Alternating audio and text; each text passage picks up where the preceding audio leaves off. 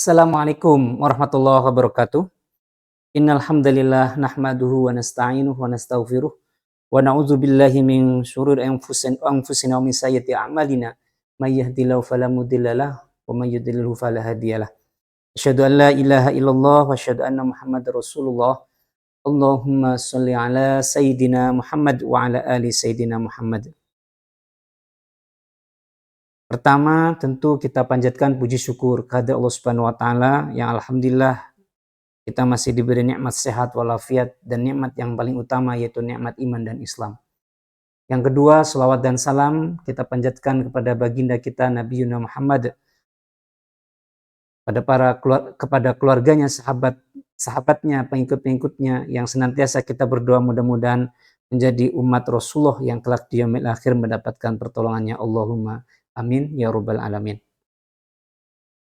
Pemirsa yang dirahmati Allah Subhanahu wa taala, kesempatan kali ini saya akan menyampaikan tema yaitu terkait dengan strategi bisnis Islam. Yang menjadi rujukan utama dari tema ini adalah bahwasanya berbicara masalah bisnis dalam khazanah Islam ini terkait erat dengan namanya tijarah. Berbicara masalah tijarah, yaitu perniagaan atau usaha, ini termaktub dalam Al-Quranul Karim surat An-Nisa ayat 29 yang berbunyi, Ya ayyuhalladzina amanu la ta'kulu amwalakum bainakum bil batil illa an takuna tijaratan an taradim minkum wa la taqtulu anfusakum innallaha kana bikum rahima. Yang artinya, hai orang-orang yang beriman, janganlah kamu saling memakan harta sesamamu dengan jalan yang batil, kecuali dengan jalan perniagaan yang berlaku dengan suka sama suka di antara kamu. Dan janganlah kamu membunuh dirimu, sesungguhnya Allah Maha Penyayang kepadamu.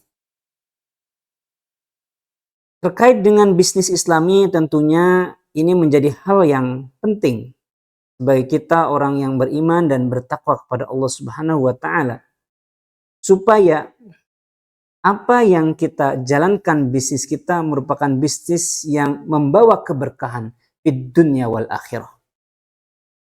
Berbicara masalah strategi bisnis dalam Islam, ada beberapa hal yang patut kita simak bersama. Di antaranya adalah yang pertama, bahwasanya strategi yang tentu ini harus kita tanamkan, bahwasanya prinsip utama dalam bisnis ini adalah yaitu prinsip bisnis, yaitu ketauhidan dalam bisnis, yang artinya adalah keyakinan pada keesaan Allah. Dalam konteks bisnis ini mengacu pada pentingnya menjalankan bisnis dengan integritas, kejujuran, dan keadilan, serta melepaskan diri dari praktek-praktek yang bertentangan dengan nilai-nilai agama. Ini menjadi poin penting yang mendasari strategi bisnis dalam Islam. Kemudian yang kedua tentu yaitu etika bisnis, akhlak dalam berbisnis. Ini menekankan pentingnya etika bisnis ini mencakup transparansi, kejujuran, amanah, menjauhi praktek-praktek yang merugikan atau merugikan orang lain. Ini sejalan dengan apa yang tadi disampaikan dalam Al-Quran di awal. Kemudian berikutnya strategi yang ketiga adalah keadilan dalam bertransaksi. Konsep keadilan yang sangat penting dalam Islam ini berarti memastikan bahwa semua pihak terlibat dalam transaksi merasa diperlukan secara adil dan tidak merugikan. Artinya ada unsur sama suka, artinya tidak merugikan antara pembeli dengan penjual. Strategi yang berikutnya adalah tentu dalam hal bisnis perniagaan dalam Islam ini kita juga tidak lepas yang namanya zakat dan infak. Karena apa yang ada dalam harta kita sungguhnya ada bagian bagi mereka orang-orang yang membutuhkan. Sehingga dalam bisnis Islam ini kewajiban zakat dan infak ini harus diperhatikan. Yaitu memberikan zakat merupakan kewajiban bagi individu dan perusahaan, pengusaha muslim yang memiliki kelebihan harta. Sementara infak dapat digunakan untuk membantu orang-orang yang membutuhkan dan mendukung pembangunan sosial. Dalam hal ini tentunya adanya perhatian kepada tangga kita, saudara kita yang membutuhkan, kita sebagai seorang pengusaha seorang pengusaha muslim yang berbisnis secara islami, ini harus perlu diperhatikan, yaitu adanya perhatian sosial, memberikan zakat dan infak untuk sesama. Strategi berikutnya yaitu adalah pembiayaan syariah. Dalam bisnis Islam, pembiayaan harus dilakukan sesuai dengan prinsip syariah. Apalagi alat ataupun penyebab yang menjadikan kebolehan yang sebelumnya itu bisa menggunakan pembiayaan yang konvensional, ini sudah tidak ada lagi. Karena apa? Karena sekarang sudah banyak perbankan-perbankan syariah atau lembaga perekonomian syariah, lembaga keuangan syariah yang bisa kita kerjasamakan. Jadi akan lebih baik supaya keberkahan dalam bisnis kita gunakan, yaitu menggunakan pembiayaan syariah. Kemudian strategi berikutnya adalah pengembangan produk dan layanan syariah. Artinya memastikan bahwa apa yang kita produksi, apa yang kita jalankan dalam bisnis kita dipastikan dalam kondisi yang halalan, thayyiban. Menggunakan prinsip syariah, produk keuangan yang digunakan adalah berbasis syariah, kemudian produknya dipastikan kehalalannya dan lain sebagainya. Jadi pengembangan produk dan layanan syariah. Kemudian strategi berikutnya adalah pemberdayaan ekonomi masyarakat, yang hubungannya adalah strategi bisnis Islam supaya muncul keberkahan tidak hanya di dalam keberkahan duniawi, tapi juga kita mengharap keberkahan untuk bekal di akhirat, yaitu adanya proses pemberdayaan ekonomi.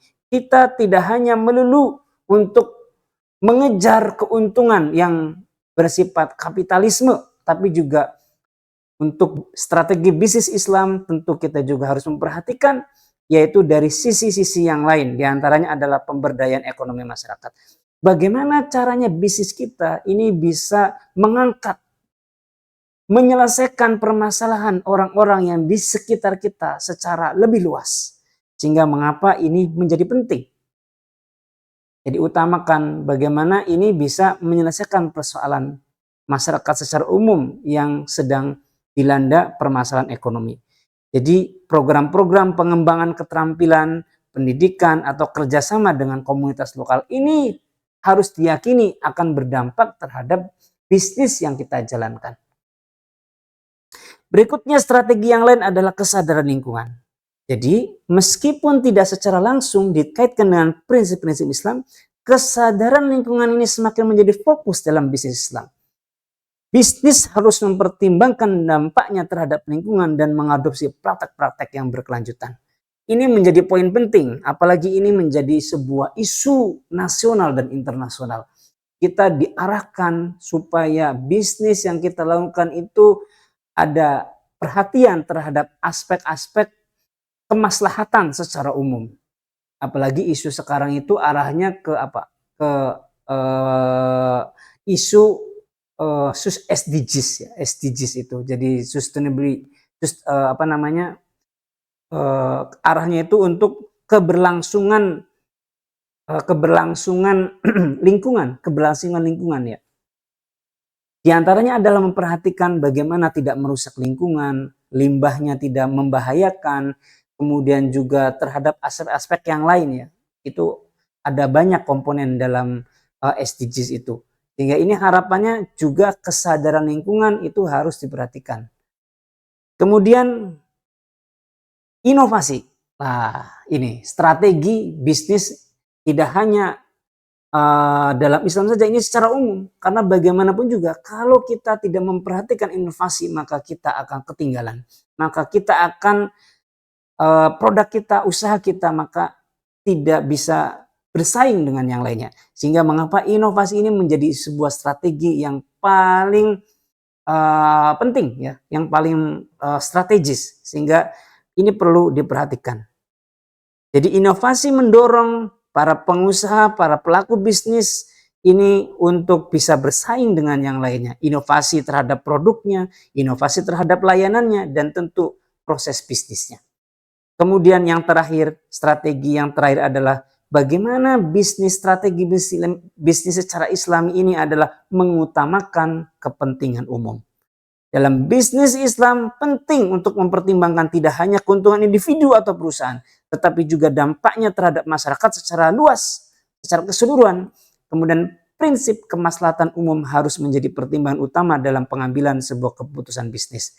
Sehingga harapannya ada keberkahan yang lebih luas.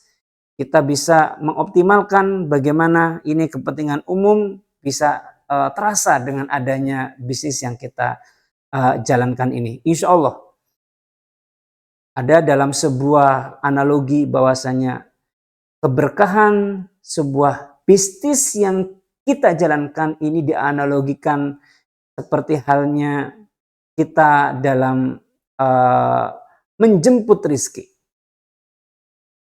Jadi diumpamakan itu kalau rizki kita supaya berkah, banyak melimpah dan berkah.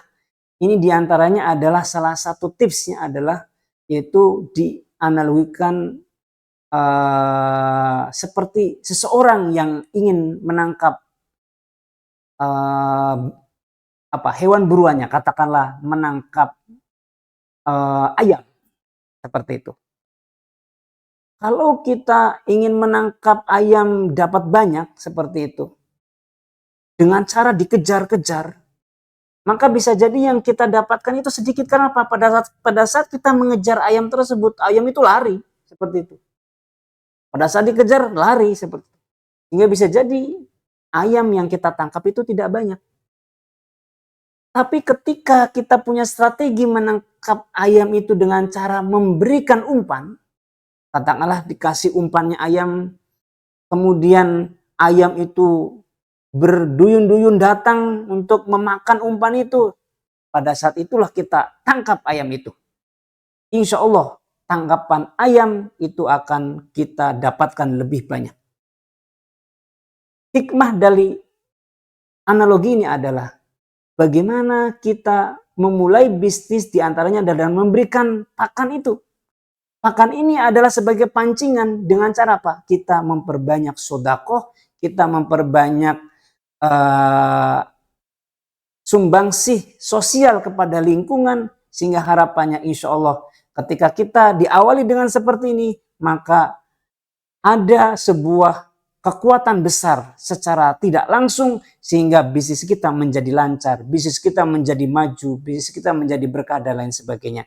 Karena apa? Karena kita berikan umpannya. Ketika umpan ini sudah kita berikan, maka secara tidak kita sadari insya Allah Allah akan menggerakkan stakeholder kita, yaitu untuk berduyun-duyun menggunakan produk kita, membeli produk kita dan lain sebagainya. Jadi kita berikan umpan, maka mereka akan datang sendiri. Umpannya apa? Yaitu tadi, yaitu dengan memperbanyak sedekah. Ini beberapa strategi yang singkat yang bisa saya sampaikan, mudah-mudahan bisa bermanfaat. Mohon maaf kalau ada salah dan khilaf. Wal afi minkum wallahul muwaffiq ila aqwamit thoriq. Wassalamualaikum warahmatullahi wabarakatuh.